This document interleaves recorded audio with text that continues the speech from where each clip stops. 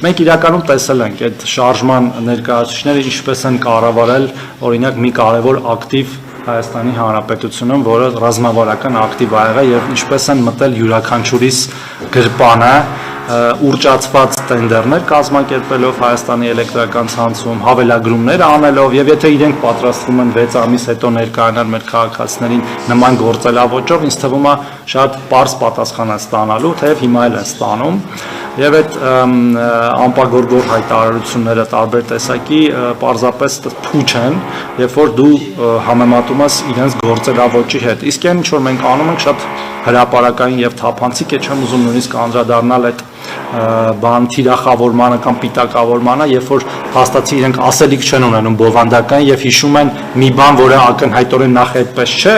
բայց նույն ձև թիրախավորվում էր այն ժամանակվա քաղաքական տարբեր գործիչների կողմից, որոնք այն ժամանակ էլ ասելիք չունեին բովանդակային։ Հայաստանի Հանրապետությունը կորոնավիրուսային վարակի դեմ թե տնտեսական առումով եւ նաեւ տնտեսական առումով, թե առողջապահական առումով այնպիսի ձևով է արձագանքել, որ մեզնից շատ անգամ զարգացած երկրներ պարզապես կերազեին։